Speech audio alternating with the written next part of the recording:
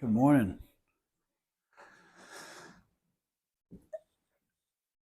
Have you ever thought to yourself, I wonder what Jack looks like when he wakes up? Well, here I am. Good morning. My name's Jack. Welcome back to my podcast. If you're new here, welcome. I'm happy to have you. It's a beautiful morning out in Venice, California. I'm wearing sweatpants and a sweatshirt, which is nice, a little crisp. Um,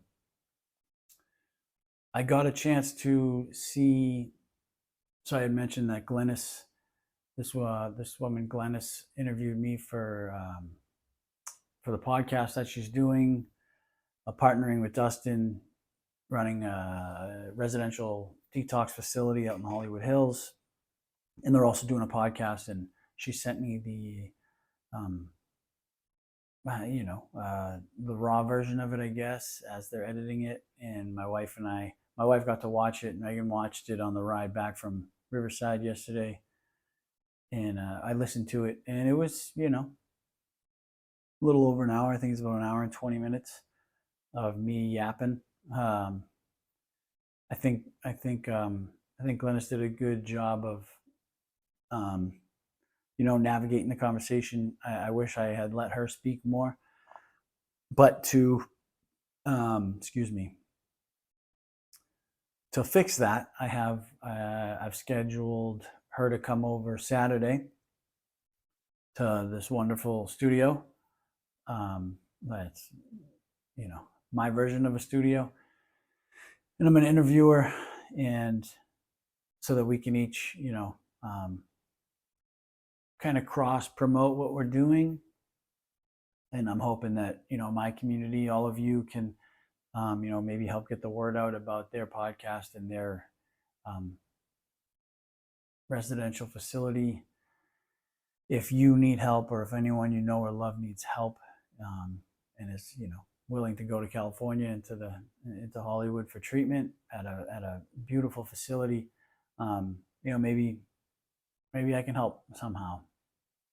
I went to a meeting, and there was a lot of talk about being discontent and waking up in a mood where everything just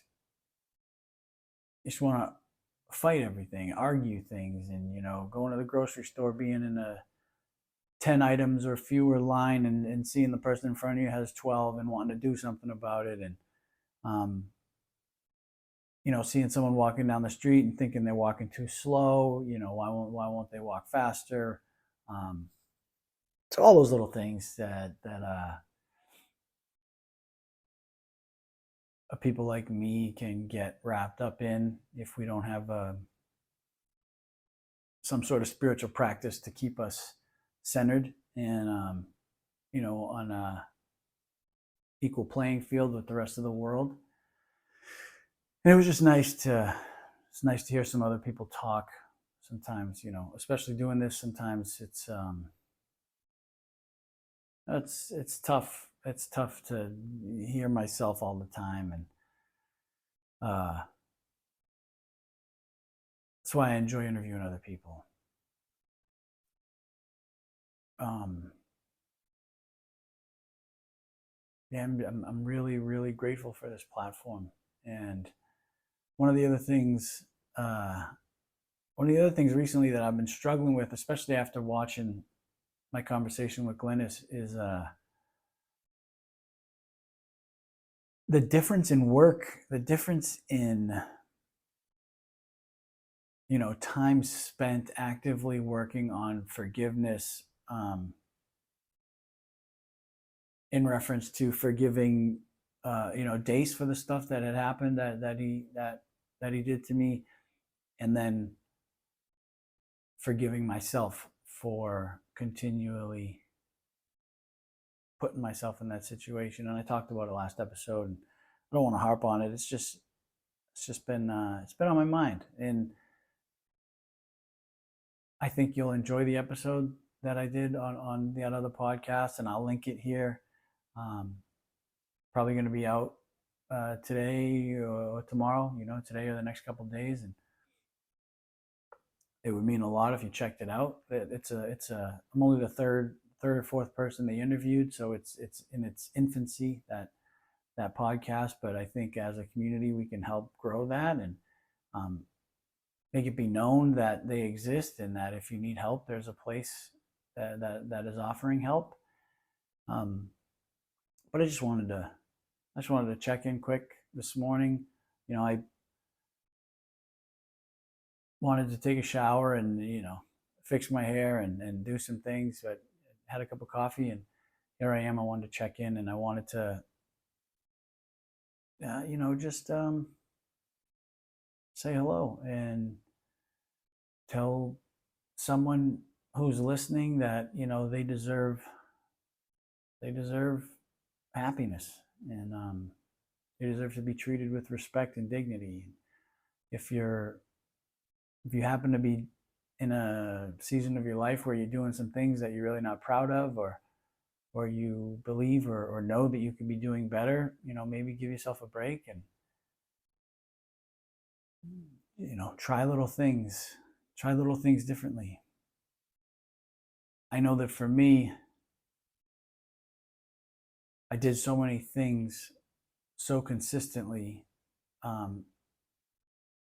that benefited me at the cost of other people, that my self-worth was so absent that I needed to just do I just needed to do small things to prove to myself that I had worth. And I talk a lot about forgiveness, and forgiveness being an action, and even if I have found that if I just practice forgiveness and tell someone that they're forgiven, and even if I don't believe it,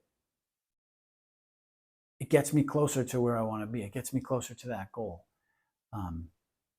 Will that work for everyone? I don't know. I can only tell you what works for me.